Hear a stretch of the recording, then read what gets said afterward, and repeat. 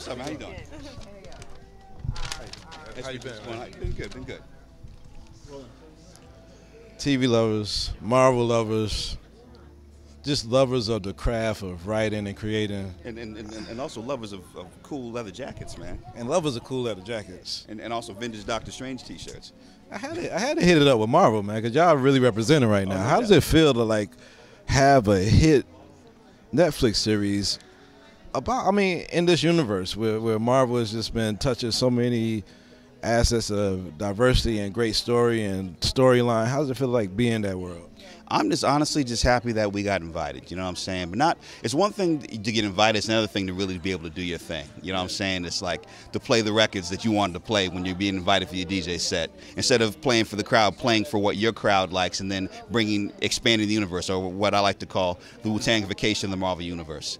What I loved is the fact that they really gave us the opportunity to do our thing, but do it in a way that fit within the rest of Marvel, so it doesn't feel different. It's kind of how, like, what James Gunn did with Guardians of the Galaxy, where he got into 70s AM rock and roll and kind of added a new flavor, you know, to Marvel. And we on the television side with Luke Cage got to do something similar in terms of 90s hip hop. So I mean, I'm just honestly, I'm shocked that we got away with it, and I'm really glad that people dug it. How did you feel, first off? Because I know you got, I seen the tweets and stuff going out when Cottonmouth died.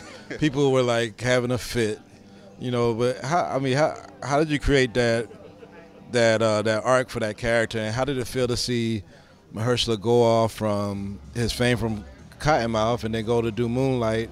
Not that he started here, you know, well, and get all these honors. Well, okay, I'll let you in on one secret. If you notice, Mahershala has the same haircut in Moonlight, Hidden Figures, and Luke Cage, and the reason for that is he was doing all three simultaneously. And I still to this day don't know how he would, like, you know, be on set as Cottonmouth one day and then fly down to Florida and do Moonlight, or go to Virginia to do Hidden Figures, or I don't know, actually know where they filmed Hidden Figures. I think maybe Atlanta. But the thing was that that's how versatile he is. And so, if anything, we were just proud. We weren't like saying, okay, oh man, you left us behind. We were like, you know, he brought such light to our show, and then that light just kind of, everyone was just happy to have what he was doing. And I'm just, what he did as Cottonmouth was just remarkable. And to the point where people are like, you know, there've been tweets saying, like, we don't care, just bring him back from the dead. It's Marvel, you know. It's like, we want Cottonmouth hashtags going out. You know what I'm saying? So I think that's pretty funny, but I don't want to be like, you know, Luke Cage's Rick Pitino saying Larry Bird ain't coming out of that locker room, ladies and gentlemen. But at the same time, it's just like, I'm happy that he left such an impact, because he left an impact on all of us. But then at the same time, I mean, like, you know, we're gonna see more evolution of everybody that comes back. So without revealing who, it's just gonna be a fun ride. I know last time you said that the writers y'all kind of were like on this base, are kind of work together, don't work together. But now that Luke Cage is being teased for the Defenders, and you got all these other characters in the Defenders, like, did this season, was there a little bit more collaboration with that follow-up show, the Defenders? Or?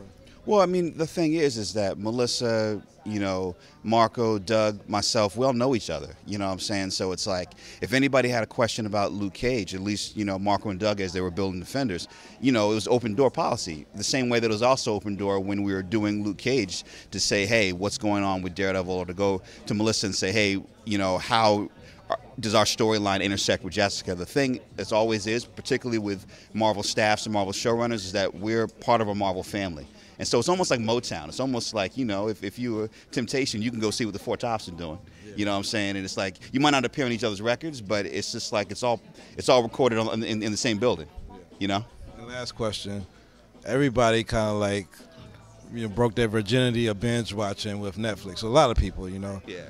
I want to know, like, have you binge watched any other show on Netflix? Oh, yeah. And what's the first show you binge watched? Well, I can't tell you the first show I binge watched, but my most recent binges was, I binged Dear White People, which is amazing, and I also binged the second season of Master of None, which is also incredible.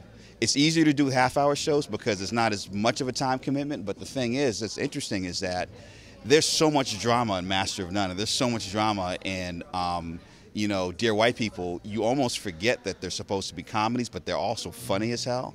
And it's just amazing just how much depth there is. And so the same thing where we were able to be surprisingly funky and have surprising depth in Luke Cage, I also look to what they, you know, to what Aziz, you know, did with Master of None. I also do see what Justin and everybody did with Dear White People, and just be like, man, it's just like the competition is just dope. It's just like you looking around and you're just like, it's just inspiring because everyone's doing their thing and everyone's able to really bring a, you know, unique perspective, and so it's just dope.